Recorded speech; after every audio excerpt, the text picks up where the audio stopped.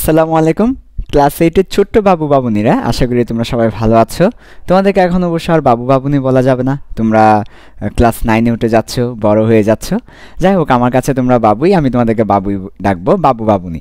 আচ্ছা, তো আজকের ভিডিওতে আমরা দেখব তোমাদের ক্লাস 8 এ বিজ্ঞান বইয়ে পঞ্চম সপ্তাহে তোমাদেরকে একটা অ্যাসাইনমেন্ট দিয়েছে। পঞ্চম সপ্তাহে বিজ্ঞান বইয়ের একটা অ্যাসাইনমেন্ট ছিল 7 নম্বর চ্যাপ্টার পৃথিবী ও মহাকর্ষ, যে চ্যাপ্টারটা আছে এই চ্যাপ্টারটা থেকে। সো আমরা এই পৃথিবী ও মহাকর্ষ থেকে যে অ্যাসাইনমেন্টটা দিয়েছে সে অ্যাসাইনমেন্টটার উপর আজকের ভিডিওটা। সো ওই ভিডিওটা তোমরা সবাই, এই ভিডিওটা তোমরা ভালো করে দেখো, দেখার পরে তোমরা বুঝতে পারবে, তারপর তোমরা অ্যাসাইনমেন্টটা লিখবে, ঠিক আছে? ওকে, তাহলে আমরা শুরু করি। তো তোমাদের বিজ্ঞান বইয়ের 7 নম্বর যে চ্যাপ্টারটা আছে সেই 7 নম্বর চ্যাপ্টার 7 চ্যাপ্টার, যার নাম হচ্ছে পৃথিবী ও মহাকর্ষ। তো এই চ্যাপ্টার খুবই মজার একটা চ্যাপ্টার আসলে, পৃথিবী ও মহাকর্ষ। তো যাই হোক, তো আমাদের অ্যাসাইনমেন্টে আমাদেরকে 2টা প্রশ্ন লিখতে বলেছে। তো আমরা 2টা প্রশ্ন নিয়ে আলোচনা করি। আমাদের প্রথম প্রশ্নটা ছিল বিভিন্ন স্থানে অভিকর্ষজ ত্বরণের মান। অভিকর্ষজ ত্বরণের মান ভিন্ন হয় কেন? খুব ভালো একটা প্রশ্ন করেছে আমাদেরকে, ভিন্ন হয় কেন? আমাদেরকে বলেছে যে বিভিন্ন স্থানে, তুমি ঢাকা গেলে, তুমি চট্টগ্রাম থাকলে, তুমি রাজশাহী থাকলে, তুমি চাঁদের দেশে গেলে, তুমি মঙ্গলে গেলে, তুমি পৃথিবীতে থাকলে, বিভিন্ন স্থানে যদি তুমি থাকো, বিভিন্ন স্থানে অভিকর্ষজ ত্বরণের মানটা বিভিন্ন রকম হয়। এটা কেন? তো এটাই হচ্ছে আমাদের প্রথম প্রশ্নটা ছিল। আমরা এই প্রশ্নটা বোঝার ট্রাই করি। ওকে, তাহলে দেখো আমরা লিখব পরীক্ষার খাতায়। কি লিখব দেখা, 1 নম্বরের উত্তর হিসেবে আমরা লিখব পরীক্ষার খাতায়। প্রথমে আমাকে বুঝতে হবে অভিকর্ষজ ত্বরণ জিনিসটা কি। তো অভিকর্ষজ ত্বরণ জিনিসটা হচ্ছে কোনো একটা বস্তুকে পৃথিবীর কেন্দ্র যে আকর্ষণ করে সেটাকে আমরা অভিকর্ষজ ত্বরণ বলি। তাহলে প্রথমেই আমি স্যারকে বুঝিয়ে দিব, স্যার আমি কিন্তু অভিকর্ষজ ত্বরণটা জানি, এই বিষয়টা স্যারকে বুঝিয়ে দিব। কাজে অভিকর্ষজ ত্বরণ কি সেটা লিখব। সো অভিকর্ষজ ত্বরণ হচ্ছে পৃথিবীর কেন্দ্র কোনো বস্তুকে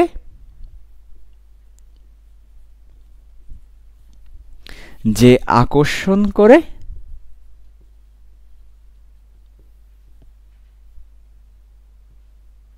বা যে ত্বরণে আকর্ষণ করে, আমরা আরো ভালো করে বলতে পারি যে ত্বরণে আকর্ষণ করে। যেটা আমরা অভিকর্ষজ ত্বরণ বলছি, তাই ত্বরণ শব্দটা নিয়ে এসেছি। তাহলে আমরা বলছি অভিকর্ষজ ত্বরণ হচ্ছে পৃথিবীর কেন্দ্র কোনো বস্তুকে যে ত্বরণে আকর্ষণ করে সেই ত্বরণ। আচ্ছা, ঠিক আছে, তাহলে আমি স্যারকে বুঝিয়ে দিলাম। স্যার ধরেন এই একটা বস্তু আছে, এটা হচ্ছে আমাদের একটা বস্তু, হতে পারে এটা সকিনা, হতে পারে এটা জরিনা, সমস্যা নেই। সকিনা হোক জরিনা হোক, তাকে কিন্তু পৃথিবীর কেন্দ্র, এটা যদি আমাদের পৃথিবী হয়, তাহলে পৃথিবী এই বস্তুটাকে তার কেন্দ্রের দিকে আকর্ষণ করে। এই যে আকর্ষণ করছে, টানছে, আকর্ষণ করছে মানে টানছে। তো কত ত্বরণে টানছে? জি ত্বরণে টানছে। এই জিকেই বলা হচ্ছে অভিকর্ষজ ত্বরণ। তাহলে আমরা লিখব একে জি দ্বারা প্রকাশ করা হয়, একে জি দ্বারা প্রকাশ করা হয়। আচ্ছা, এবার আমাদেরকে বলতে হবে বিভিন্ন স্থানে এই অভিকর্ষজ ত্বরণ জি এর মান বিভিন্ন হয় কেন।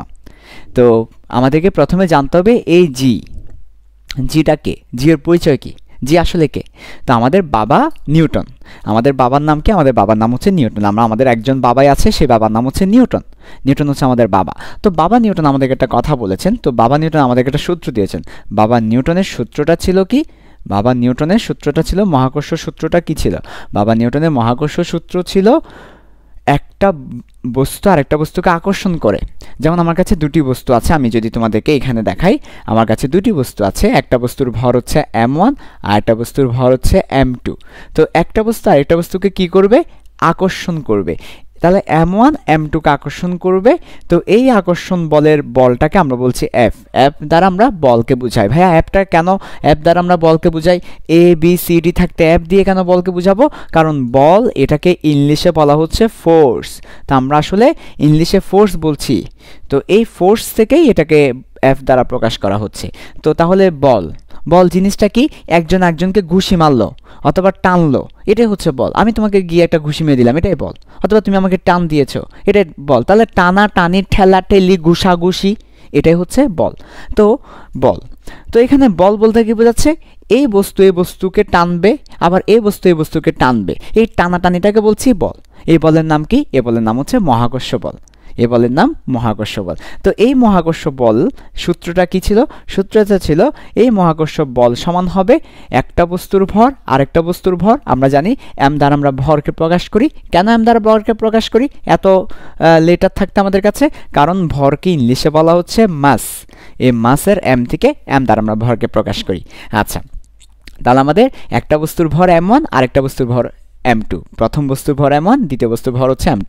তো তাদের আমরা জানি যে একটা বস্তু একটা বস্তুকে যখন টানাটানি করে সেটাকে আমরা বল বলি F. F is equal to হবে আমার m1 into m2 divided by, আমরা ভাগ করে দিব। কি দিয়ে ভাগ করে দিব? এই যে এই দুটা বস্তুর মধ্যবর্তী দূরত্ব দিয়ে ভাগ করে দিব। তাহলে এই দুটা বস্তুর মধ্যবর্তী দূরত্ব, এই যে তাদের মধ্যবর্তী গ্যাপ, দূরত্ব, এই দূরত্বটাকে আমরা বলছি ডি। ভাইয়া কেন এত লেটার থেকে দূরত্বকে ডি দ্বারা প্রকাশ করছি? কারণ দূরত্বকে ডি দ্বারা প্রকাশ করছি ডিস্টেন্স থেকে। এই ডিস্টেন্স মানে আমরা বলি না, আমার সাথে তুমি একটু ডিস্টেন্সে দাঁড়াও, ডিস্টেন্স, এই ডিস্টেন্সের ডি থেকে দূরত্বকে ডি দ্বারা প্রকাশ করছি। তাহলে ডি, তারপরে তাকে আবার স্কোয়ার করে দিব, এই যে ডি স্কোয়ার, অর্থাৎ ডি ইন্টু ডি আর কি, ডি স্কোয়ার করে দিলাম। সামনে একটা ধ্রুবক দিতে হয়, সামনে একটা ধ্রুবক দিব জি। ভাইয়া জি এটা কি? জি হচ্ছে একটা ধ্রুবক। ভাইয়া ধ্রুবক মানে কি? ধ্রুবক মানে হচ্ছে মনে করো আমি বললাম যে আমার কাছে 10 টাকা আছে। আচ্ছা, ভালো কথা। তো তোমার কাছে কত আছে?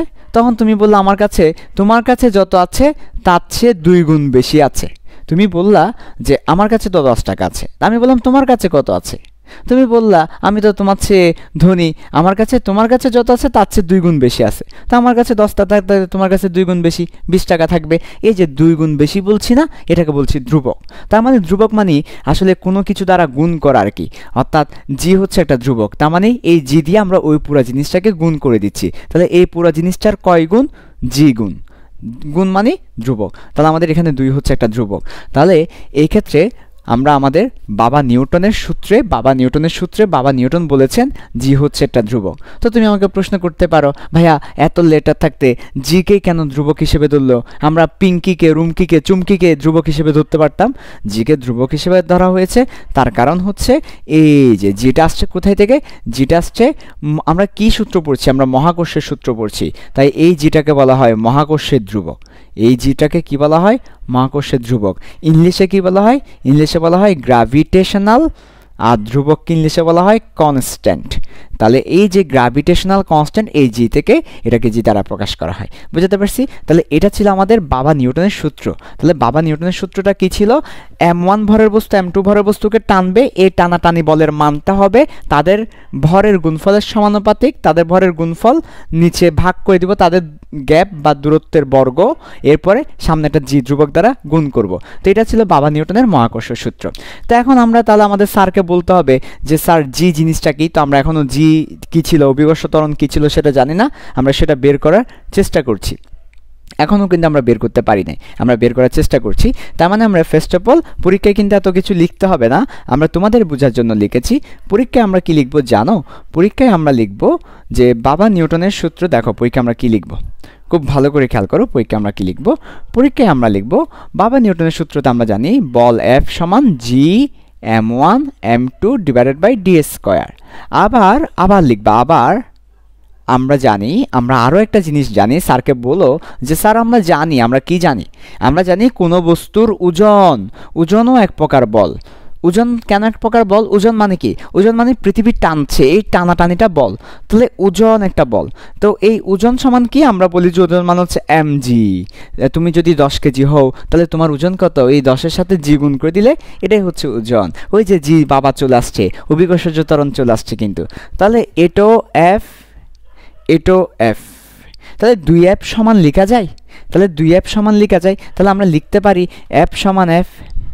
তাহলে এক f সমান বসাবো ওইটা, আরেকটা f সমান বসাবো এটা। তাহলে আমরা দেখো G m1 m2 divided by D square, আর এখানে বসাবো এম জি। তো এখানে M1 M2 আর এখানে M, তো এটাকেও আমরা মনে করো যে কোনো একটা M বললাম আর কি, M বললাম M1, তাহলে M1 আর M1 কাটাকাটি চলে যাবে উভয় পক্ষ থেকে। তাহলে আর বাকি থাকে কি, তাহলে আর বাকি থাকে যেটা সেটা আমি পাশে দেখাচ্ছি। এ পাশে বাকি থাকে জি, লিখলাম জি, আর এ পাশে বাকি থাকে বড় হাতের জি, ইয়া, তারপরে M2, তারপরে ডি স্কয়ার, এই ডি স্কয়ার আমি লিখেছি। তাহলে এটাই হচ্ছে জি এর সূত্র। এই যে আমাকে যে বলেছে বিভিন্ন স্থানে অভিকর্ষজ ত্বরণের মান ভিন্ন হয় কেন, ওই অভিকর্ষজ ত্বরণ জি এর সূত্র তো এটা, G M square divide by G M2 divide by D square. এই সূত্রটা কিন্তু তোমাকে এভাবে লিখে লিখে দেখাতে হবে, আর নাহলে কিন্তু স্যার বুঝবে না, তাহলে তো স্যার মনে করবে তুমি মুখস্থ করেছো। তাহলে এই সূত্রটা লিখতে হবে আমাদের। তাহলে আমরা সবাই এই সূত্রটা লিখব। তাহলে কিভাবে লিখব, আমরা এই সূত্রটা লিখব এভাবে। আমি তোমাকে যেভাবে ভেঙে ভেঙে লিখেছি এভাবে ভেঙে ভেঙে পরীক্ষায় লেখার দরকার নাই, তুমি বুঝার জন্য ভেঙে ভেঙে লিখেছি। তুমি সরাসরি এই দুইটা লাইন লিখবা, F সমান G M1 M2 divide by D square, আবার আমরা জানি F সমান mg। ঠিক আছে, সুতরাং আমরা এখান থেকে বলতে পারি সুতরাং জি সমান হবে কি, জি সমান হবে আমার বড় জি, তারপর বস্তুর ভর m divide by D square. ঠিক আছে, এটাই হবে জি। তো এই ক্ষেত্রে যেহেতু কে টানছে আমাকে, অভিকর্ষজ ত্বরণ আমি কি বলছি, পৃথিবীর কেন্দ্র বলছি, তাহলে পৃথিবী টানছে আমাকে, তাই পৃথিবীর ভরটা নিতে হবে। তাহলে এই এমটা কার, এই এমটা হচ্ছে পৃথিবীর ভর। আমরা কে টানছে, পৃথিবী টানছে, তাহলে কার ভর নেব, পৃথিবীর ভর আমরা নিব। তাহলে এই হচ্ছে আমাদের পৃথিবীর ভর যদি নিই তাহলে আমরা জি এর মানটা পেয়ে যাচ্ছি। এটাই হচ্ছে আমাদের অভিকর্ষজ ত্বরণের মান। তাহলে এটাই হচ্ছে আমাদের অভিকর্ষজ ত্বরণ, আমরা এখানে লিখে দিলাম অভিকর্ষজ ত্বরণ। এটাই হচ্ছে আমাদের সেই অভিকর্ষজ ত্বরণ জি এর মান। আচ্ছা, এবার আমাকে প্রশ্ন করেছে পৃথিবীর বিভিন্ন স্থানে অভিকর্ষজ ত্বরণের মান ভিন্ন হয় কেন, সেটা বলবো। এতক্ষণ ধরে আমরা অভিকর্ষজ ত্বরণ নিয়ে কথা বলছিলাম, তাহলে প্রথমে স্যারকে বোঝাতে হবে যে তুমি অভিকর্ষজ ত্বরণ যে বুঝো সেটা বোঝাতে হবে। তাই আমরা ফার্স্ট অফ অল অভিকর্ষজ ত্বরণের সংজ্ঞাটা লিখেছি, তারপর সূত্রটা লিখেছি। প্রথমে সংজ্ঞা, তারপর সূত্র। এবার স্যারকে বোঝাতে হবে অভিকর্ষজ ত্বরণের মান ভিন্ন হয় কেন, কারণগুলো বোঝাতে হবে। সেবার আমরা কারণগুলো বুঝাবো স্যারকে। তাহলে এবার আসো, অভিকর্ষজ ত্বরণের মান ভিন্ন হয় কেন। তাহলে আমরা এইটুকু পর্যন্ত লিখে ফেলি, এইটুকু পর্যন্ত লিখবো, আমরা সবাই লিখে ফেলি এইটুকু পর্যন্ত, ভিডিও অফ করে লিখে তারপরে এরপর যেটা লিখাচ্ছি ওইটা লিখবো আমরা, অভিকর্ষজ ত্বরণের মান ভিন্ন হয় কেন সেটা। ওকে, এবার আসো, অভিকর্ষজ ত্বরণের মান ভিন্ন হয় কেন আমরা সেটা দেখব। আচ্ছা, তাহলে এবার আমরা বলবো অভিকর্ষজ ত্বরণের মান ভিন্ন হয় কেন সেটার ব্যাখ্যাটা দিচ্ছি। অভিকর্ষজ ত্বরণের মান ভিন্ন হওয়ার কারণ। তারপর 1 নাম্বার আমরা দিব পৃথিবী সম্পূর্ণ গোলাকার নয়। পৃথিবী কিন্তু সম্পূর্ণ গোলাকার নয়, তুমি জানো আমাদের পৃথিবী কিন্তু সম্পূর্ণ গোলাকার নয়। এই যে দেখো এই হচ্ছে আমাদের পৃথিবী, এই পৃথিবী কিন্তু সম্পূর্ণ গোলাকার নয়। ভালো করে খেয়াল করো, এই হচ্ছে আমাদের পৃথিবী, এই পৃথিবী কিন্তু সম্পূর্ণ গোলাকার নয়। তো পৃথিবী ভাইয়া কেমন, পৃথিবী হচ্ছে কমলা লেবুর মতো। ভাইয়া কমলা লেবু কেমন, আবার কমলা লেবু দেখবা যে মাঝখানে চাপা, উপরের নিচে কম, আবার এদিকে ফুল আর কি, তো দেখতে এইরকম কমলা লেবুর মতো পৃথিবী, এই কমলা লেবুর মতো আমাদের পৃথিবী। আমাদের পৃথিবী কিন্তু সম্পূর্ণ গোলাকার নয়, তুমি যদি পৃথিবী দেখো সম্পূর্ণ গোল নয়। পৃথিবীর ওই উপর থেকে নিচে এটা হচ্ছে ছোট আর এটা হচ্ছে বড়। তাহলে পৃথিবীর এটা হচ্ছে বড় আর এটা হচ্ছে কি ছোট, এটা মাথায় রাখতে হবে। তো আমরা যেটা ছোট সেটাকে আমরা বলি মেরু অঞ্চল, আর যেটা বড় সেটাকে আমরা বলি বিষুবীয় অঞ্চল। তাহলে যেটা বড় সেটাকে আমরা বলি বিষুব অঞ্চল, আর যেটা বিষুব অঞ্চল বলি আমরা সেটাকে বিষুব অঞ্চল, আর এটাকে আমরা বলি মেরু অঞ্চল। তাহলে ভাইয়া কোনটাকে মেরু অঞ্চল বলছেন আপনি? মেরু অঞ্চল বলছি ওই ছোট জায়গাটাকে, মানে এই যে ছোট যেখানে আছে ওই ছোটটাকে বলছি মেরু অঞ্চল, আর বড়টাকে বলছি, বড়র দিকে হচ্ছে বিষুবীয় অঞ্চল। তাহলে কেউ যদি এ নামক স্থানে থাকে তাহলে সে মেরু অঞ্চলে আছে, কেউ যদি বি নামক স্থানে থাকে তাহলে সে মেরু অঞ্চলে আছে, কেউ যদি সি নামক স্থানে থাকে তাহলে সে বিষুবীয় অঞ্চলে আছে, কেউ যদি ডি নামক স্থানে থাকে তাহলে সে কোথায় আছে, বিষুবীয় অঞ্চলে আছে। তাহলে মনে রাখতে হবে পৃথিবী সম্পূর্ণ গোলাকার নয়। পৃথিবী হচ্ছে কিসের মতো, পৃথিবী আমরা বলবো পৃথিবী মেরু অঞ্চলে এই যে দেখো তো, এটা হচ্ছে পৃথিবীর কেন্দ্র, এটাকে আমরা বলি একদম মাঝখানে যে থাকে সে হচ্ছে কেন্দ্র। তাহলে কেন্দ্র থেকে মেরু অঞ্চলের যে দূরত্ব সেটাকে আমরা কি বলবো? এটা যদি একটা বৃত্ত হয়, এটা যদি কেন্দ্র হয়, তাহলে কেন্দ্র থেকে মেরু অঞ্চলের দূরত্বটা কম। তাহলে আমরা বলবো পৃথিবীর মেরু অঞ্চলের, আমরা বলবো পৃথিবীর কেন্দ্র হতে মেরু অঞ্চলের দূরত্ব কম। পৃথিবীর কেন্দ্র হতে মেরু অঞ্চলের দূরত্ব কম। আচ্ছা, আর বিষুবীয় অঞ্চলের দূরত্ব বেশি। তোমরা দেখতে পাচ্ছ কেন্দ্র থেকে বিষুবীয় অঞ্চল অনেক দূরে মেরু অঞ্চলের চেয়ে। তাহলে আর বিষুব অঞ্চলের দূরত্বটা কেমন? বেশি। বিষুব অঞ্চলের দূরত্ব বেশি, আশা করি বুঝতে পেরেছো। ওকে, তাহলে দূরত্বটা বেশি। ওকে, তো এটাতে সমস্যা কি? মেরু অঞ্চলের দূরত্ব কম আর বিষুব অঞ্চলের দূরত্ব বেশি, সমস্যা কি? এখন আমরা জানি, আমরা একটু আগেই দেখেছি, আমরা জানি বা আমরা একটু আগে দেখেছি জি সমান GM divided by D square. তো এখন ভালো করে দেখো, আমরা এখান থেকে লিখতে পারি, যদি আমাদের জি আর ডি আছে নিচে, তাহলে জি আছে উপরে, ডি আছে নিচে। আচ্ছা ঠিক আছে, তাহলে আমরা এটাকে এভাবে বলতে পারি জি সমানুপাতিক 1/d স্কোয়ার। তার মানে এভাবে আমরা লিখতে পারি জি আর নিচে লিখতে পারি ডি স্কোয়ার। এটাকে আমরা কি সম্পর্ক বলি? ব্যস্তানুপাতিক সম্পর্ক বলি। যেমন আমরা যদি বলি এক্স সমানুপাতিক ওয়াই, অর্থাৎ ওয়াই যদি বাড়ে এক্স বাড়বে, এটাকে আমরা বলি সমানুপাতিক। একটা বাড়লে আরেকটা বাড়বে, একটা বাড়লে আরেকটা বড় হবে, একটা বড় হলে আরেকটা বড় হবে, সমানুপাতিক। সমানুপাতিক মানে হচ্ছে একটা বড় হলে আরেকটা বড় হবে। আর যদি একটা বড় হয় আরেকটা কমে যায়, একটা বাড়লে আরেকটা কমে যায়, তখন আমরা সেটাকে 1/, দিয়ে লিখি। এভাবে 1/, দিয়ে লিখি এবং এটাকে বলি ব্যস্তানুপাতিক। তাহলে আমার এক্ষেত্রে দেখো জি উপরে ডি নিচে, তাহলে একজন উপরে একজন নিচে, তার মানে একজন বেড়ে গেলে আরেকজন কমে যাবে, একজন যদি কমে যায় আরেকজন বেড়ে যাবে, ব্যস্তানুপাতিক সম্পর্ক।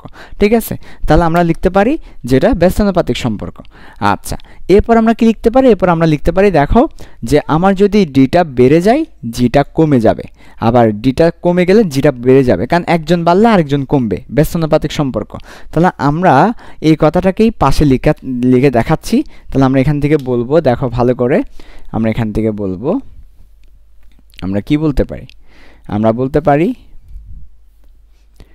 ডি বেশি হলে জি কম হবে, আবার ডি কম হলে জি বেশি হবে, আবার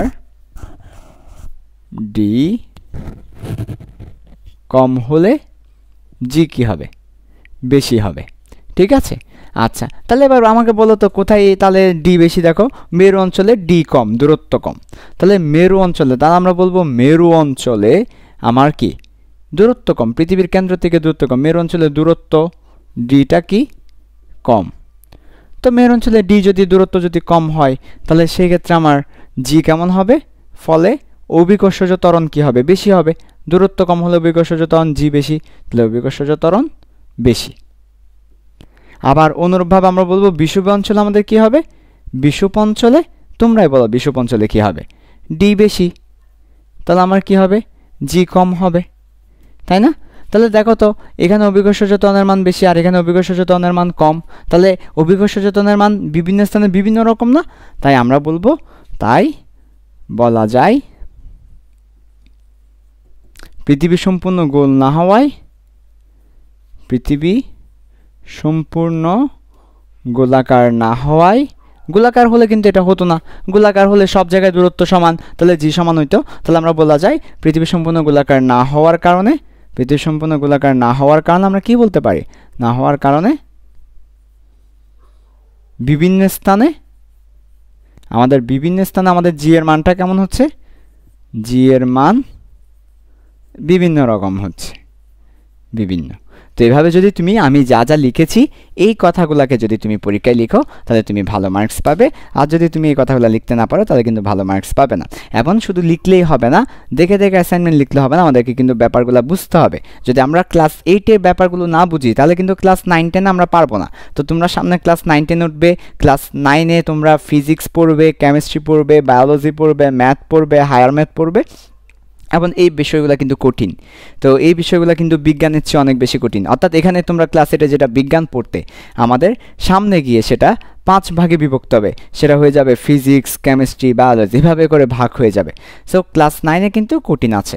তো আমি তোমাদেরকে বলবো যে তোমরা ক্লাস 9-এ অবশ্যই এমন স্যারের কাছে পড়বে যাতে করে তোমাদের বিষয়গুলো ক্লিয়ার হয়। তা আমরাও কিন্তু সোহেল স্যার সায়েন্স চেম্বারের